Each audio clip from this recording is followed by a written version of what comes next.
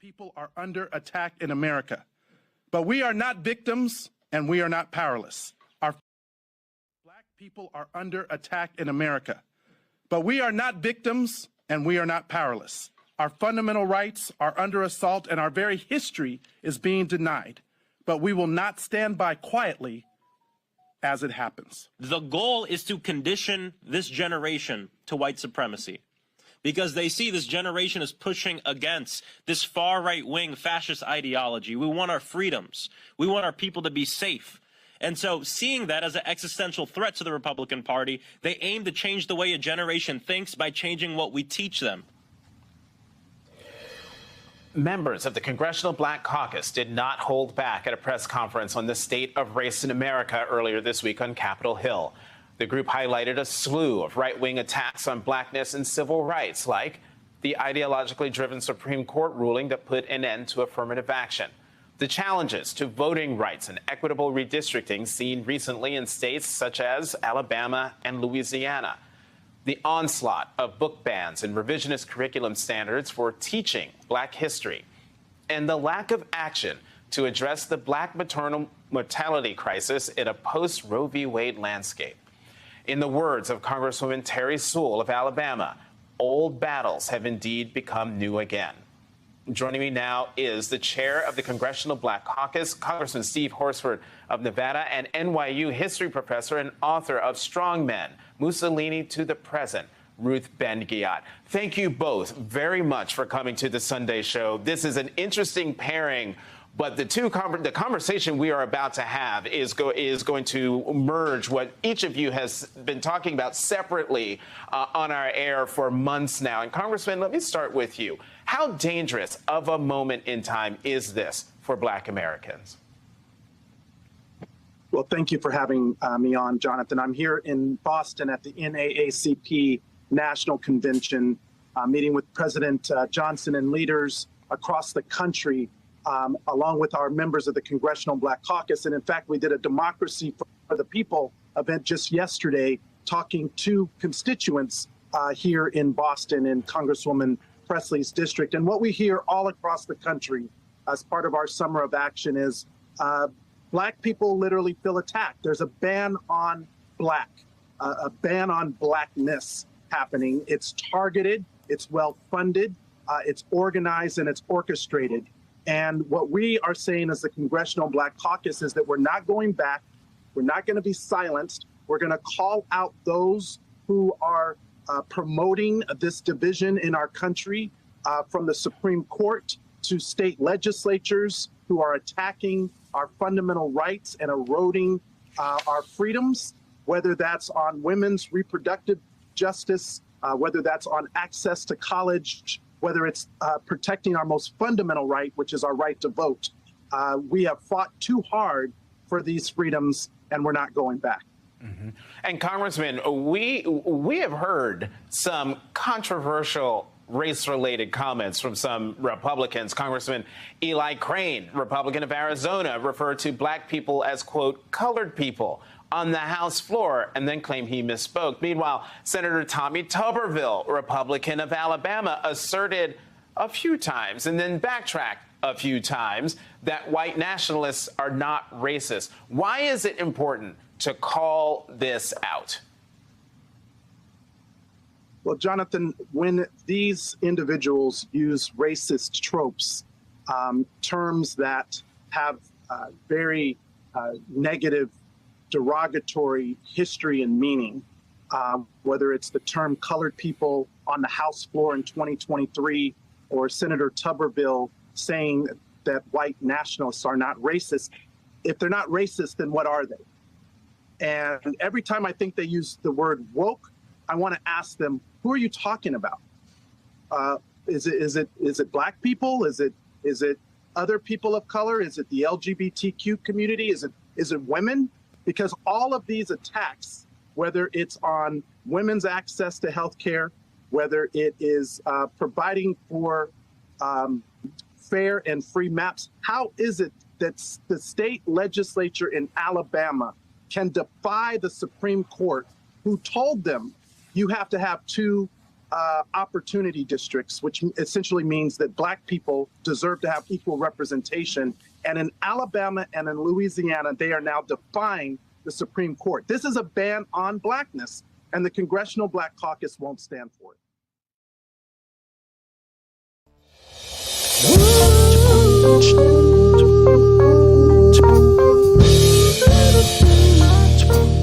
Welcome to the essence. Sit back, relax, vibe with me. Slides by choice. You know? Yeah, yo, I hit the world with the change up. Now I'm chillin' like Kirk Schilling when it's time to raise the stakes up. My banks, money, makeup. Big D's is bad like Jordan, just to come and change the game up. Teddy P with my wake up, precise like electric scales. When the KB flake up, monotony break up. Lick the board up one roll like it was a whole chunk breaker. Swing or get swung on, dug or get dug on, play or get played on, fade or get fade on. I'm from West Coast, so it's known as the dope. Hot topics plus melodics make a pack dance flow. From nothing to this, a playlist, state of bliss, spit venom in eyes like to Jerry with the green mist. Vision this light, rode inside of one night. My bad, you're doing that cause you're in the vibe ride. Jumping off with me, street cats and lady shake, slide now, tell me can you feeling that vibe? Come on, it's popping off change, trying to make the vibe just tell me can you be real with that? This is the maze of a soulful blaze, and D's keeps hands raised like it was a song of praise. It's on for days, and the nights is even better cause the sun always shines in stormy weather. It's for every yellow resident, present and past, slow or fast, it's the voice that I represent. Vibe makes it evident, and the Midwest status of course makes it even more relevant. Rap gangs through the sky, highlights out the box. Word breaks out of bodies like a case of the speaker's box. From the meanest blocks to jazz and reefer spots, dance clubs, beauty shops, cider halls and truck stops. Believe it or not, this whole moment's a glamour shot. I do kill cats, cause the shit'll get off the pot. Little voice in my head, so show 'em what you got. Take 16 bars and put the game on lock. Jumping off with me, street cats and lady shake, slide now, tell me can you feeling that vibe? Come on, it's popping off change, trying to make the vibe just tell me can you be real with that? The game goes back and forth, and D's big order, like cases in just Mathis court. I rhyme some sport, you know. And a 10 plus rap rating means I got dime support. I hold the fort, get too deep to abort. Now Taylor's getting older, I ain't coming up short. Now we bust till we break bones, cause it's the future riding on what I spit in microphone. My voice bouncing off the time zones, since I'm trying to be your more listeners' ears than dial tones. Reception is crystal clear, especially with the gap of longevity beyond a year. It's all real, I'm on a master plan. In that, build your squad around me like I'm Elton Brand. Put up 20 and 10, cause I'm a grown man. Plus the vibe is love, like an Nazi caravan. Jumping off with me, street cats and lady shake, slide now, tell me can you feeling that vibe? Come on, it's popping off change, trying to make the vibe just tell me can you be real with that vibe? It's jumping off with me, street cats and lady shake, slide now, tell me can you feeling that vibe? Come on, it's popping off change, trying to make the vibe just tell me can you be real with that vibe? Just vibe with me. Vibe Just vibe with me, Just vibe with me. Come on, yeah. just vibe with me. Just vibe with me. Come on, vibe. Just vibe. Just vibe.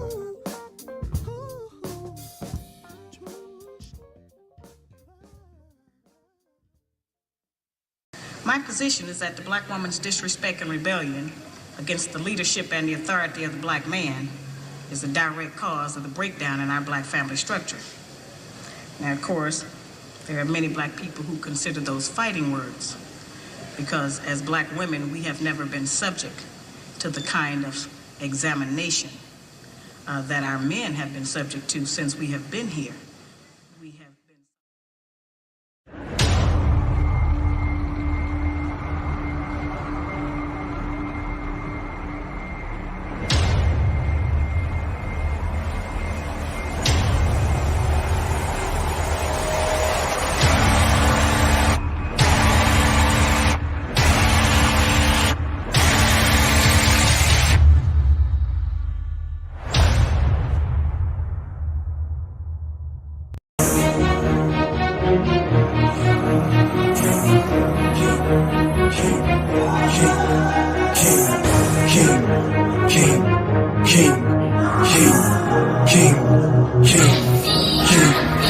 I'm a king cause I do what I want and what I need. I don't need you to nobody, I'm busy doing my thing. Mess with me and you could get forgotten, just let it sing. I don't play, I just win every day, I get it in. I'm a king cause I do what I want and what I need. I don't need you to nobody, I'm busy doing my thing. Mess with me and you could get forgotten, just let it sing. I don't play, I just win every day, I get it in. I'm a king, and I will never knew. Plotting for my fall, you getting hanged for treason. I don't aim to please, do anything I feel. Haters gonna talk, don't listen to the shit. They tryna be like me, they know they can, yo. Can't even get close, I'm on a pedestal, sitting on my throne. My neck be decked in gold, I don't do no hoes, I've got a queen though. I'm a king cause I do what I want and what I need. I don't need you to nobody, I'm busy doing my thing. Mess with me and you could get forgotten, just let it sing. I don't play, I just win every day, I get it in. I'm a king cause I do what I want and what I need. I don't need you to nobody, I'm busy doing my thing. Mess with me and you could get forgotten, just let it sing. I don't play, I just win every day, I get it in. I'm a king, I told you guys before, ready for the war, to get me way much more. Gather all this prize, add them to my kingdom. Shout out to my fans for pledging your allegiance. You get a reward, the best flow you've ever heard. I don't be mixing with birds, I'm a lion on the surge. Always pushing to the edge, facing arrows, never scared. For my greatness I'm a servant, only under myself. I'm a king cause I do what I want. Welcome back. We are back. We are back. We are the Real Bravado Network. I'm nicknamed the RBN. We are a Black Issues-driven channel. We are a Black Issues-driven channel, and we attack the issues over here, not the person, especially the issues that keep Black folk from being together.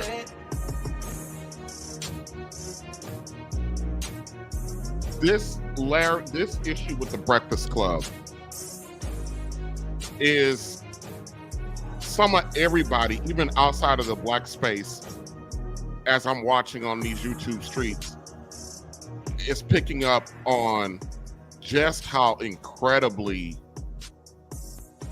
disrespectful, short-sighted, irresponsible, unintelligent that the Breakfast Club came across with their interview with Larry Elder. So, Monday I talked about the overarching theme of this reaction on Monday was, we do things against our own best interest because of because how we feel about something, not if it's actually in our best interest or not.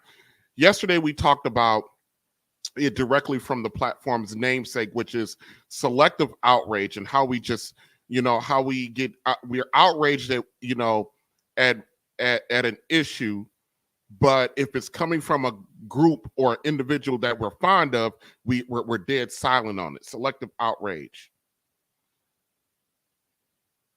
I guess today we're going to be doing this review. We're going to be looking at it from why do we want as Black folks in general, and I'm not talking about the individual level, and you always got to say that when you're having these conversations, because people tend to want to be like, well, it's all or everything or us, and not all. Nothing is all or everything, but in general, we are just too damn comfortable with being victims and being victimized. I've been debating all night to share something with you all. You know, you try to keep stuff private as much as you can, you know, in this day and age, especially when you're a live streamer. You want to be very protective of your family, your personal information, anything you want to be protective of, because people are fucking crazy. But I'm going to share this with you.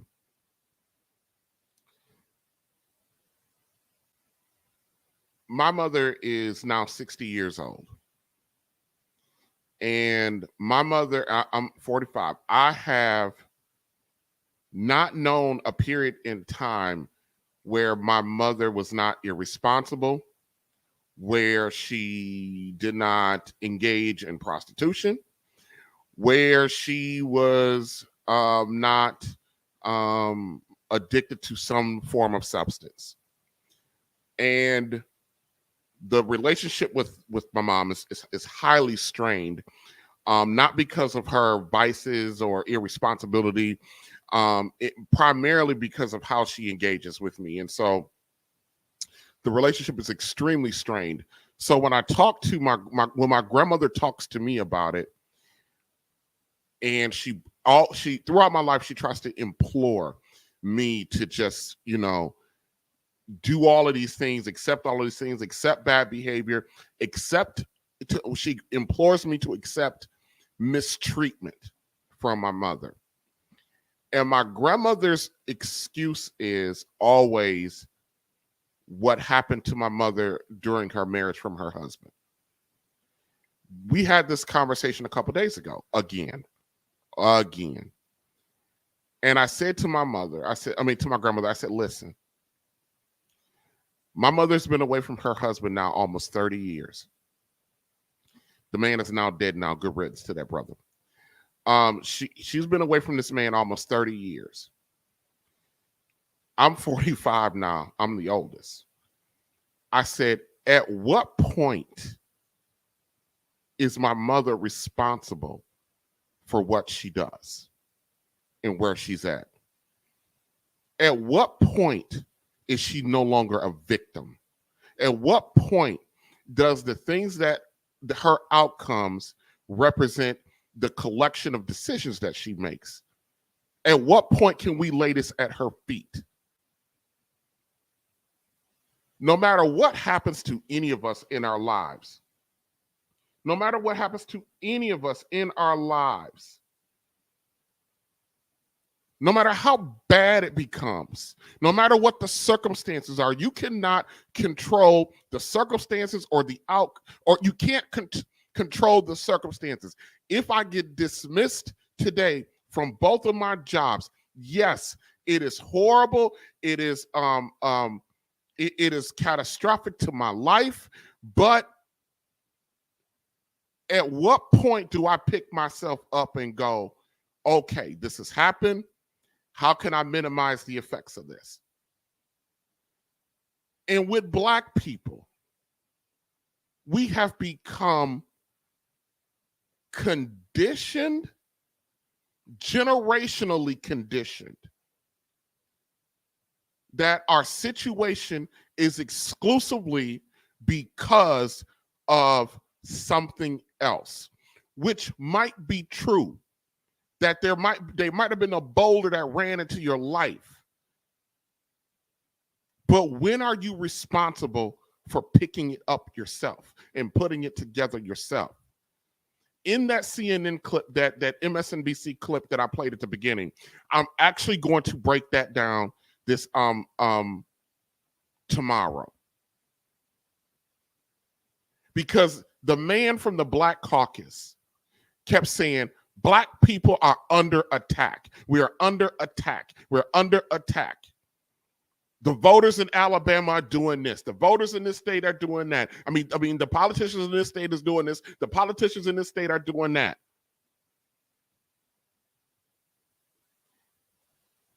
In a lot of areas, especially, let me talk about Ferguson, Missouri. In Ferguson, Missouri, which is basically a municipality or subdivision in St. Louis. It's a small city within the city, within St. Louis.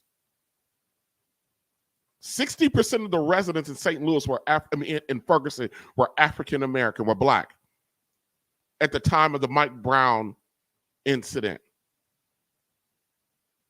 The entire political and governmental infrastructure of Ferguson was plumb white. How does that happen when you got a 60% population in your area? That's because your punk ass don't get up and do anything about it. You don't go vote. How in the world can a police department like Ferguson, and they were awful. I live here. They are awful. And believe it or not, they're not the worst ones here. How are they allowed to terrorize a community when 60% of you can just change? If you so choose, you can change the people who run it. When you outnumber who you believe is to be the enemy, which is the good old white people. After after Mike Brown was killed, shortly after that, there was another election. Every city official in Ferguson got reelected.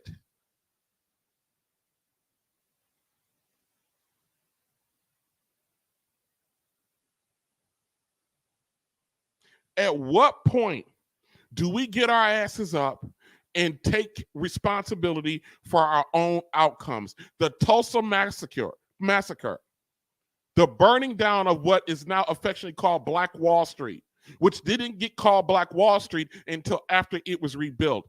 They burnt that. What they're not telling you about the Black Wall Street is the businesses, homes, and the communities after that were rebuilt, not with government assistance, not with our federal aid or state aid or city aid. The Black people of that area rebuilt their homes and their businesses. It was named Black Wall Street because of the rebuild.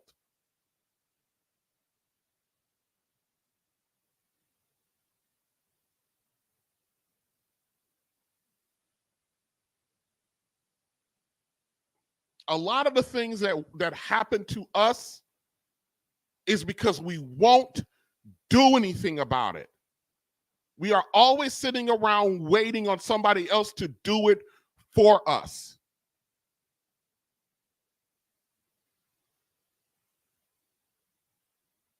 Donald Trump appointed 2 Supreme Court justices that changed the landscape of the Supreme Court, that got rid of affirmative action, put a kibosh on, I guess, whatever you want to call the reproductive rights movement.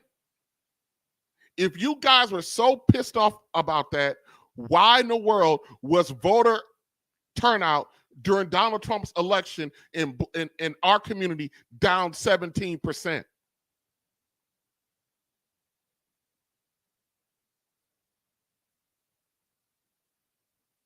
If voter turnout for us would have been at the same levels of when we elected Barack Obama twice, Donald Trump would have never been president.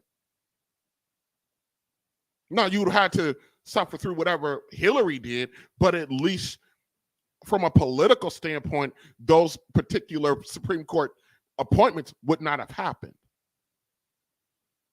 Sitting on your ass, not doing anything, and complaining about it.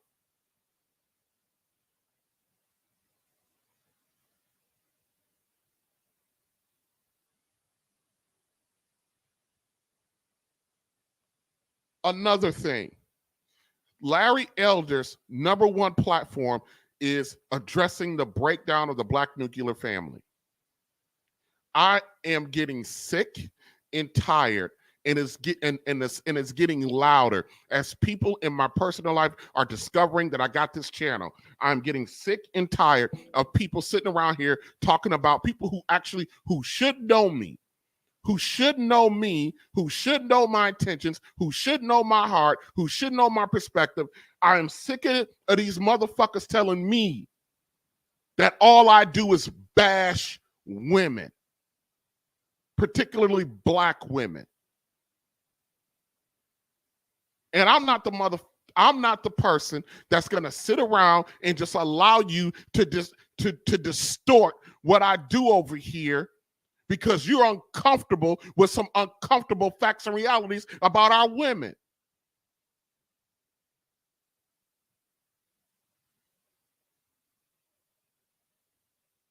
The data is in.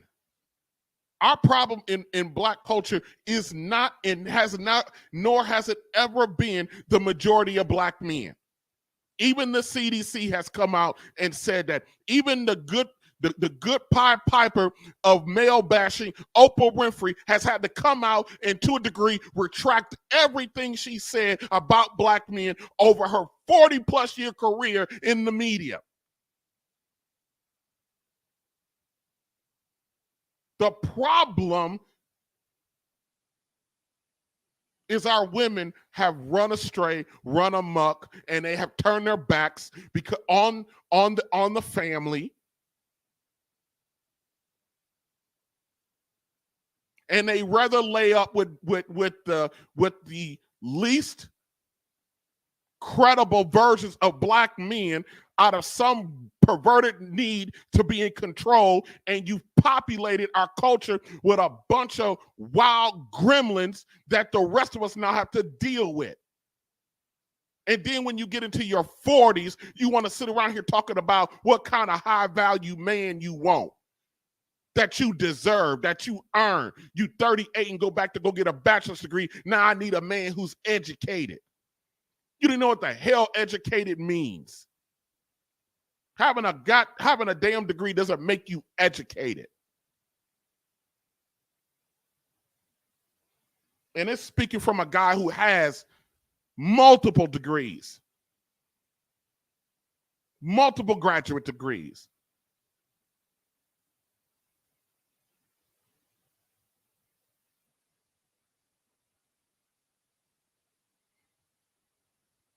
We're wrapping up today the selective outrage that was displayed on the Breakfast Club. Let me see. Let me remove that. I'm going to do that.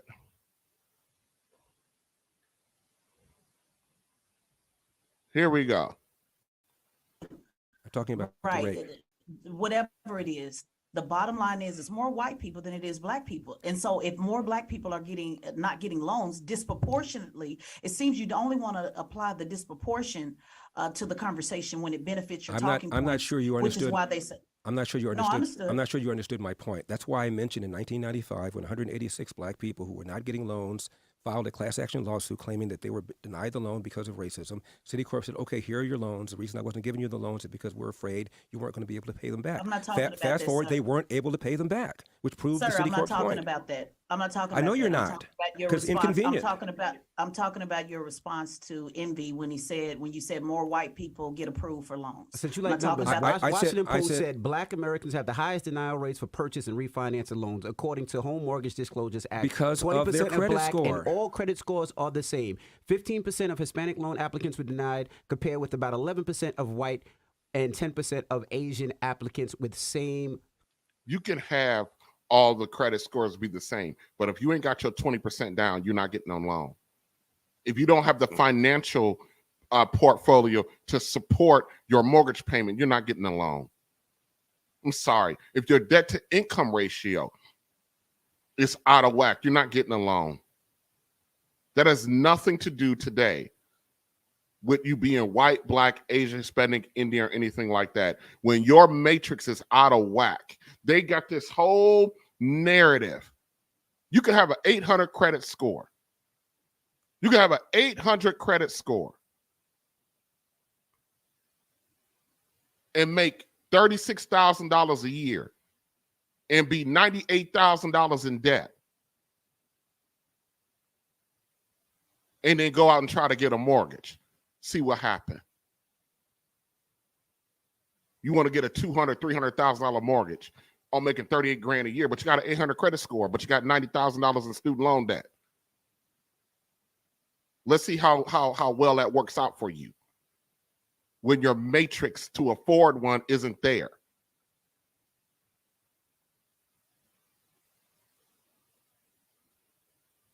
Yes, once upon a time. See, what we're doing is once upon a time, redlining, mortgage, 3-card Monty was happening with black folks in the 40s, 50s, and 60s and 70s. And then when the government stepped in and did some regulations, it kind of leveled the playing field. We're still operating under like that's happening today and not looking at the fact of the matter is that 75% of our women are single. Over 80% of our women make under $40,000 a year. The average student loan debt of our single women with children is more than what they make in a year. And we want to blame the institutions for not loaning $250,000, $300,000 to a person, which their mortgage payment is going to be more than their take-home pay. And we want to get mad at them for that. Instead of saying, hey, you only got $35,000 in your, being a case manager with your master's degree. But this brother that works for the electric company on the lines, he makes 55 grand. Why don't you go hook up with him and then y'all got 90 and then come back? Instead of wanting to do that, no. We want to sit around and blame everybody else for not giving us shit. Credit scores, and that's Washington Post, since you love numbers so much, and I know you do love numbers. That's coming from the Washington Post. That's 2023, not 1995. I can show you a study that says the opposite. Let me ask you a question. Yeah. Mr. Elder, Donald Trump, Rudy Giuliani, and I'm pretty sure everybody who just caught a RICO with him in Georgia, they all had fathers, and they still ended up in jail. How did that happen? Mm-hmm. Nobody said if you have a father, you won't go to jail. What in the blue hell does that have to do with anything? Hold up, guys. Why didn't y'all tell me I forgot? Why didn't y'all tell me I forgot? Everybody in the chat, please do me a favor. Acknowledge me. Acknowledge the Real Bravado Network as we cook this stream. Y'all got to remind me to do that. I'll be forgetting. What does Donald Trump, Rudy Giuliani, and the other people indicted, what has that got to do with jail and all of it? What has that got to do with our conversation? What has that got to do with the fact that the biggest issue in the quote-unquote black community is the lack of families? What has that got to do with anything? Other than your attempt to try to discredit Larry Elder. And I'm going to say this, and I'm going to say it. Listen. I'm going to say this. Listen. If you followed the Breakfast Club, it's not like I followed them closely. I've loosely followed them. Emphasis on loosely. They have had these very same conversations that Larry Elder is talking about, and they have said the exact same things that Larry Elder has said. They have taken the exact same positions as Larry Elder. But let me tell you why they're doing this disrespectful shit. They're doing this because they view him as a traitor. They view him as an Uncle Tom. And those of you who use the word Uncle Tom as a slur, go back and there's a book where it originates from a book called Uncle Tom's Cabin. Go read that, please. Go read Uncle Tom's Cabin. And you'll have a new understanding of why we probably shouldn't be calling people an Uncle Tom. But anyways, for just conversation's sake, they view him as a traitor. They view him as Uncle Tom. He's married to a white woman. He's telling black folk, you are completely out of line. Stop begging these people stuff. They're not going to give it to you. He's telling our women, hey, don't you think it's a good idea to at least try to marry the man before you shit out his babies? Hey, don't you think it's a good idea not to give a baby to a man who already has children by 3 or 4 other women because his loyalties now are split between 3 or 4 other women, 5 or 6 other kids? Hey, why don't you go and try to come in cooperation with the 54% of your black men who are single, childless, and make enough money to be considered middle class? Why don't you go do that? But I'm bashing. They agree with Larry Elder. They're doing this crap simply because they think he's a traitor. Nobody said if you didn't have a father, you were going to jail. My father never. But guess what you did say, Mr. Elder? I'm sorry, respectfully. May I answer his question? Guess what you did say. May I answer his question? Let him finish his statement, Ted. Okay. My father never knew his biological father. He got thrown out of the house when he was 13 years old. 8th grade dropout, Jim Crow South, Athens, Georgia. Fast forward, my dad cleaned toilets, 2 full-time jobs cleaning toilets when I was growing up.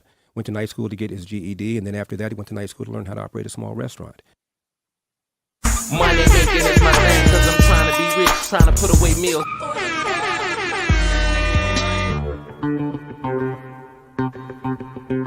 Here comes the money. Here we go. Here comes the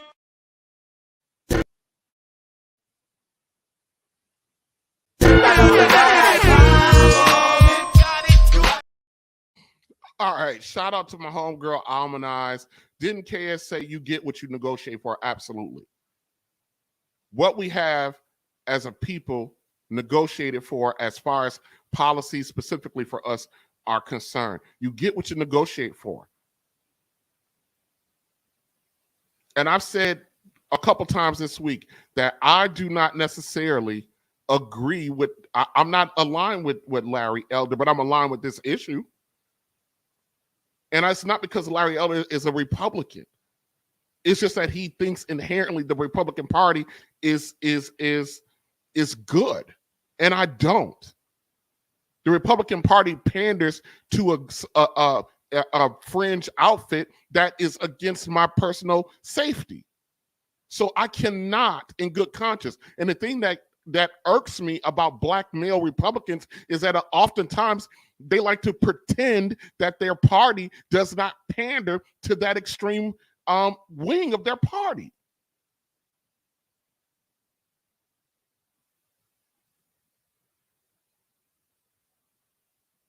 That's what gets me.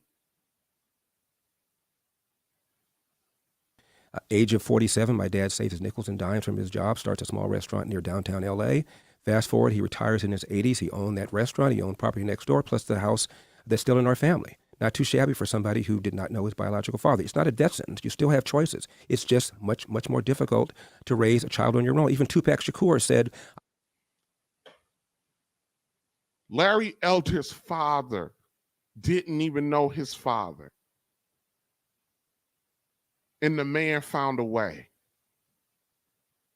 No excuses, took the responsibility unto himself. I didn't meet my father till I was 30. So that now puts it at, I've only known my dad 15 years. My closest friend, I've known him longer than I've known my father. I've known my closest friend 33 years. There's no excuse for me to be a bum or got babies spread out all over 4 or 5 different women. There's no excuse for me not to be able to take care of myself. There's no excuse for me to not try to seek out what manhood looks like. There's no excuse for me to not, just because, you know, Pops wasn't around. But we always got a damn excuse to make and got our hands stretched out for somebody else to fix our own problems. And screw Charlemagne for this bullshit. I know for a fact, Tupac, excuse me. I know for a fact, had I had a father, I would have been more confident. I would have been more disciplined. End of quote. Well, how did all those white men end up in jail when they still had fathers? The Trumps and the Giuliani. I'm just asking the question. Like, how did they end up in jail? Because some people commit crimes. No, sir. Stop. My apologies for interrupting you earlier. Where's Messy Michon when you need her? No, sir. What is Messy Michon's famous drop? I'ma tell you. You ain't gonna tell me, sir. I'ma tell you.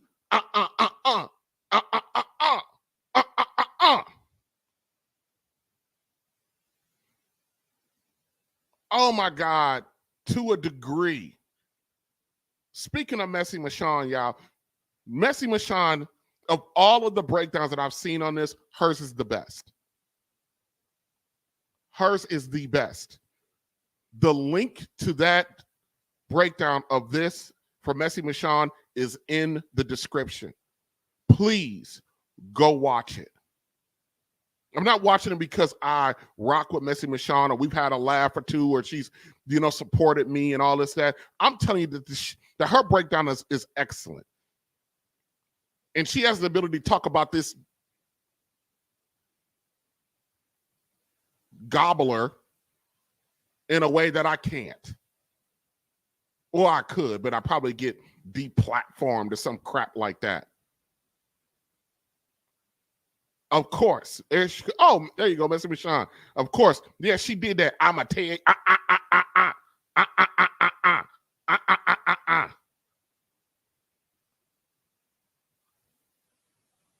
want to hear that. I want to hear that again. Hold on. Fast forward, he retires in his 80s. He owned that restaurant. He owned property next door, plus the house that's still in our family. Not too shabby for somebody who did not know his biological father. It's not a death sentence. You still have choices. It's just much more difficult to raise a child on your own. Even Tupac Shakur said, I know for a fact. Tupac, excuse me. I know for a fact, Hey, so you notice Charlemagne corrected him. Wait a few minutes. I had a father, I would have been more confident. I would have been more disciplined. End of quote. Well, how did all those white men end up in jail when they still had fathers? The Trumps and the Giuliani. I'm just asking the question. Like, how did they end up in jail? Because some people commit crimes. No, sir. Stop. No, sir. I wish I had Messy Michon's drop. I'ma tell you.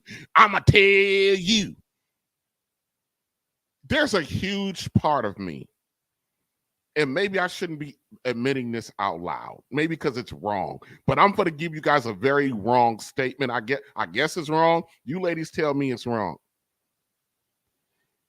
If men interact with each other on a regular basis, the way a woman like her interacts with black men, it'd be nice if they are able to suffer the same consequences as a man would.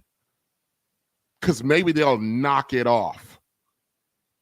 There is a way, as a woman, there is a way to disagree, to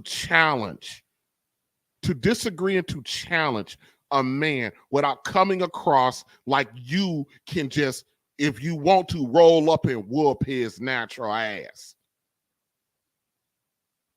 And let me remind you again, Larry Elder is 71 years old.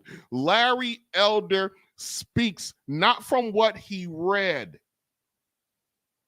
but what he also lived through. He's a better judge of us at 71 years old to tell us what happened when the entitlement programs were rolled out. What happened when there was no safety net, and where the family was at, and what the men did. And we're gonna talk. And I'm sick of this narrative that our black women just accepted that the reason why black women are not married is because they're not gonna put up with, because black men during that time had every black man had multiple families all over. That is some bullshit. And how in the hell do you know? Were you there? The answer is no. You were not there. And the vast majority of our black men did not have families all over the damn town. The vast majority of our black men weren't out there serial cheating like your fucking grandmamas and them want you to believe. I've said it on a couple of streams that we get so damn protective of our mothers and forget that mom ain't nothing but a woman with the same trappings of any other woman. Our mothers are still capable of the same fuckery and bullshit that we see women that are not related to us. Sometimes in the real talk, I told you this, we don't want to admit that most of our mothers are nothing but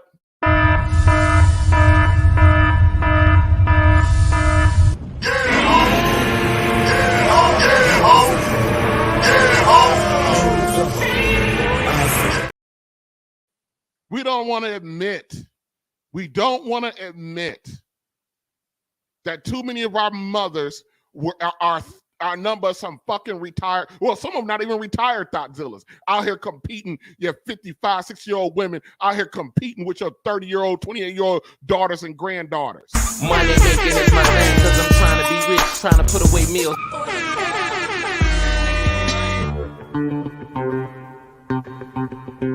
Here comes the money. Here we go. Here comes the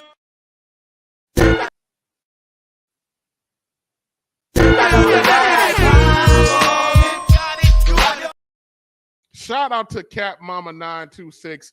Thank you, Cat Mama. I don't like them funky, sneaky ass cats. Thank you for the $5 super chat, and thank you for supporting.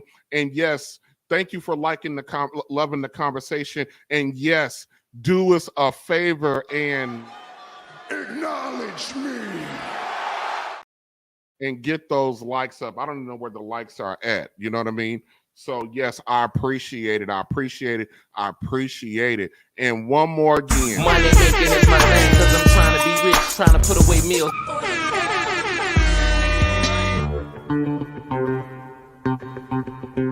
Here comes the money. Here we go. Here comes the All right, and shout out to the leader of the bestie gang.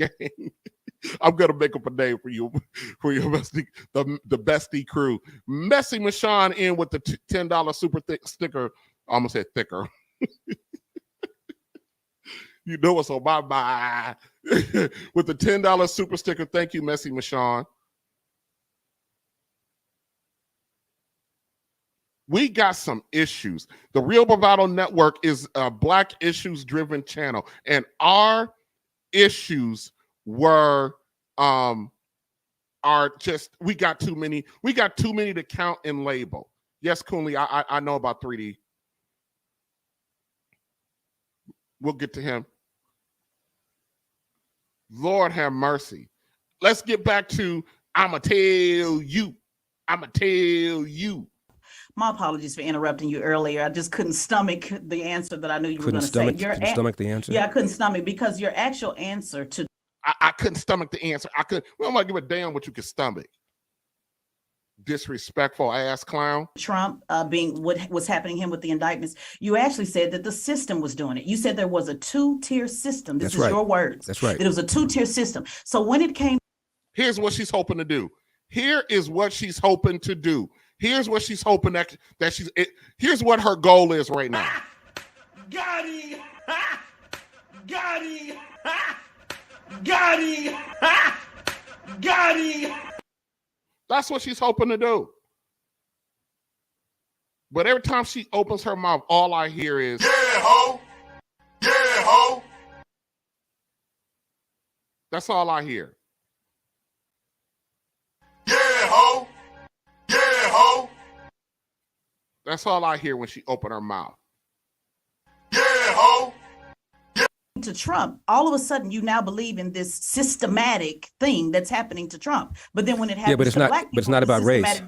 It's not about I didn't race. ask you that. I asked you. Remember, I made it easy for you, and I took race out of it. Remember, I said I'm just talking about the system.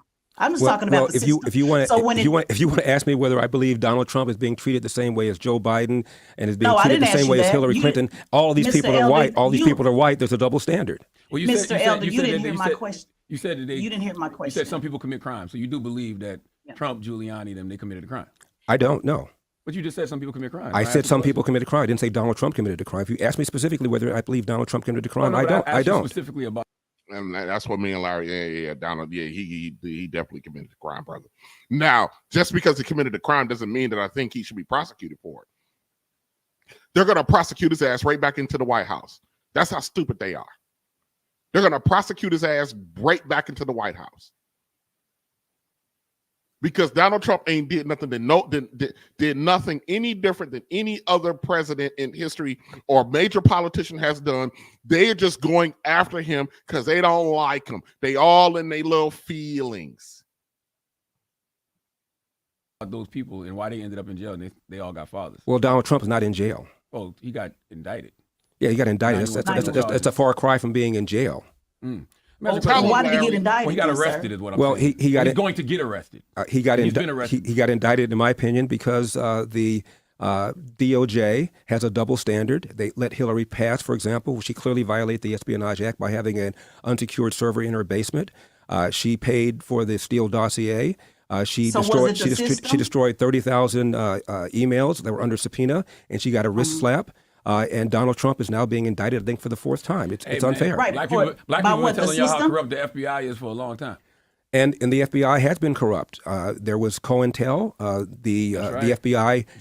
Oh, I remember this. Watch. He put a knock him down. Watch this. J. Edgar Hoover also wiretapped MLK under Robert Kennedy, a Democrat Attorney General, Malcolm X. Lots of things. Right. And I find it interesting how the same people who criticize the FBI historically are now defending the FBI because they're going after Donald Trump. Got it!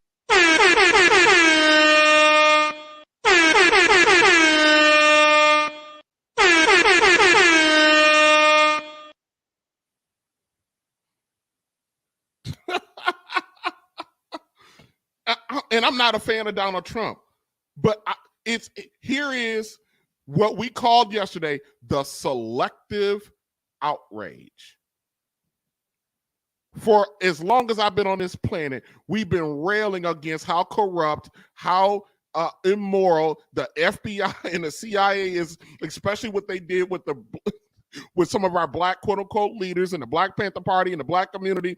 But yet now we're lining up behind the fuck FBI, cheering them on because they're going after The Apprentice star, the star of The Apprentice.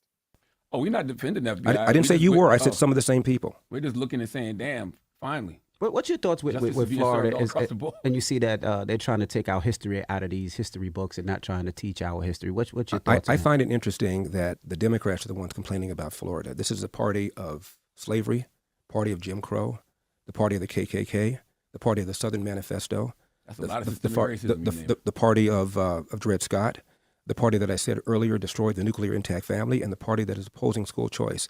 And now they want to lecture Florida on making sure the proper history of slavery is taught. I don't know anybody who's defending slavery. Anybody. Not Ron DeSantis. He's not defending. People benefited from slavery. Actually, you're talking about one line.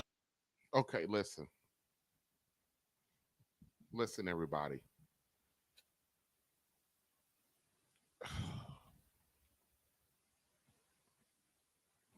He brought up our history, that they're taking our history out of the schools.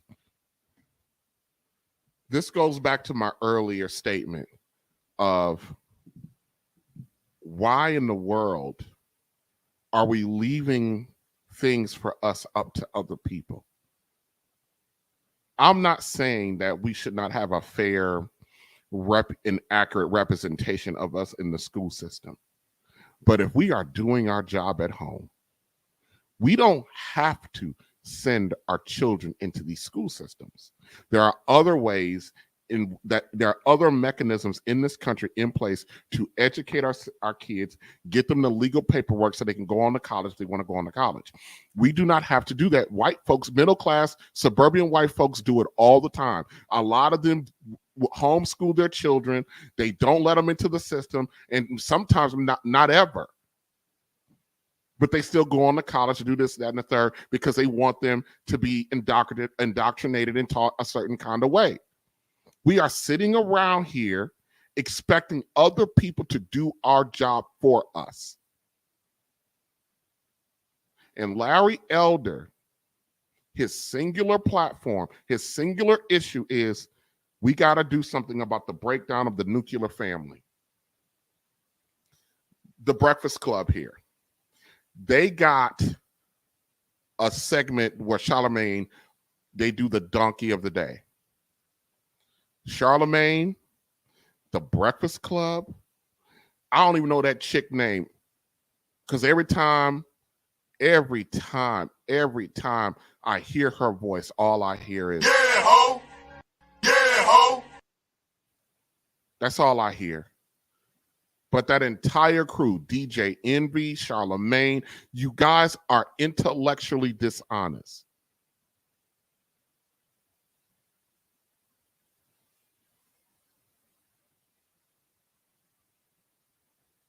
You guys did not have a good faith conversation with Larry Elder. You did not. You did not bring him in under good faith terms, which makes everything you did make you look like the ass clowns that the entire universe has dubbed you to be. And all of a sudden, not just Charlemagne, all of a sudden, the entire platform, in my opinion, is what I call the donkeys of the year.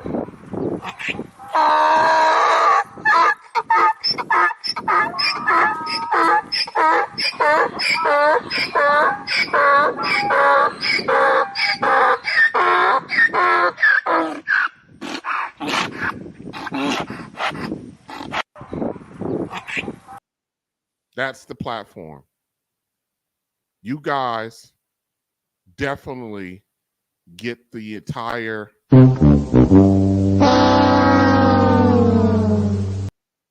for what you did. This was a disgrace. I absolutely am not in line with Larry Elder. I'm not in line with him politically, but I am in agreement with what his platform is. 100%. And Mr. Larry Elder, brother, going in there, holding your square, being the sage 71-year-old statesman that you are, I got something for you.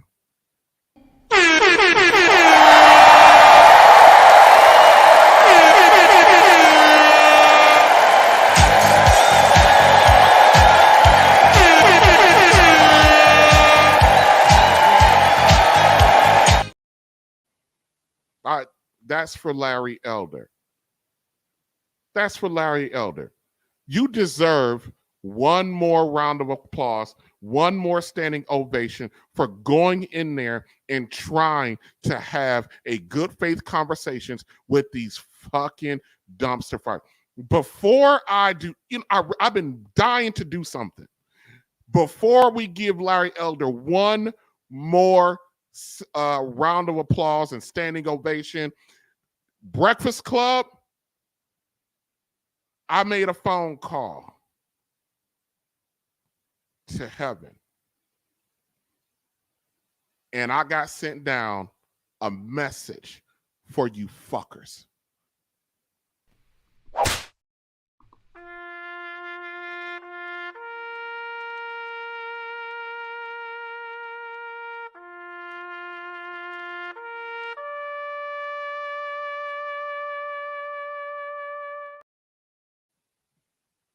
And once again, Larry Elder.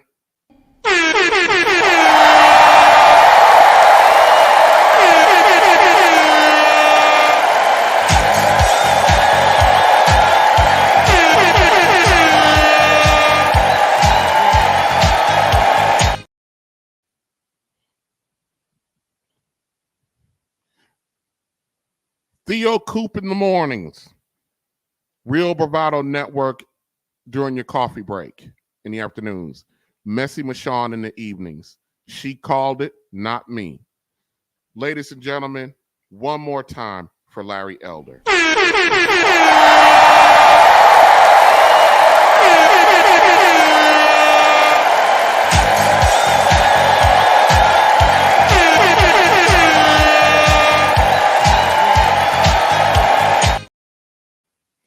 All right, everybody, thank you for joining me. Thank you for those who super chatted me. We're going to be back here tomorrow with another breakdown of the issues that face Black folk. And I'm just fed up.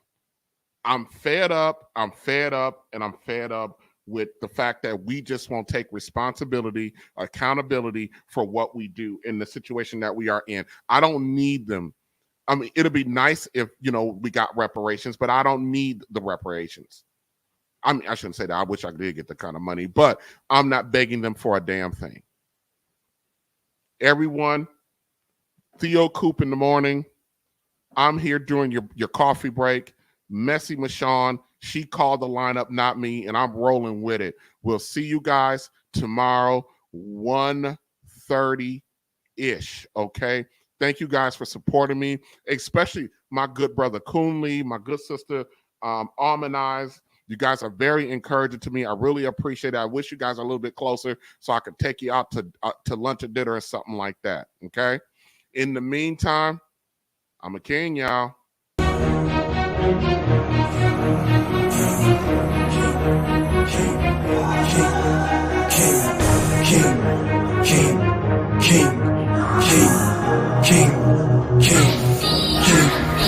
I'm a king cause I do what I want and what I need. I don't need you to nobody, I'm busy doing my thing. Mess with me and you could get forgotten, just let it sing. I don't play, I just win every day, I get it in. I'm a king cause I do what I want and what I need. I don't need you to nobody, I'm busy doing my thing. Mess with me and you could get forgotten, just let it sing. I don't play, I just win every day, I get it in. I'm a king and I will never knew. Plotting for my fall, you getting hanged for treason. I don't aim to please, do anything I feel. Haters gonna talk, don't listen to the shit.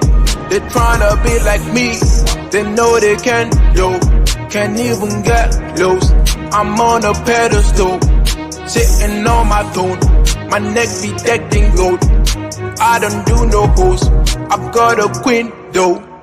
I'm a king cause I do what I want and what I need. I don't need you to nobody, I'm busy doing my thing. Mess with me and you could get forgotten, just let it sing. I don't play, I just win every day, I get it in. I'm a king cause I do what I want and what I need. I don't need you to nobody, I'm busy doing my thing. Mess with me and you could get forgotten, just let it sing.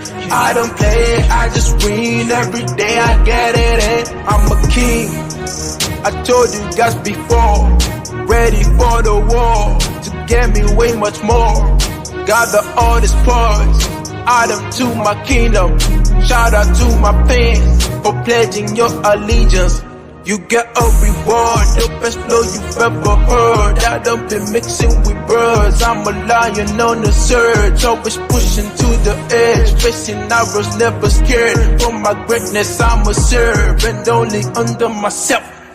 I'm a king cause I do what I want and what I need. I don't need you to nobody, I'm busy doing my thing. Mess with me and you could get forgotten.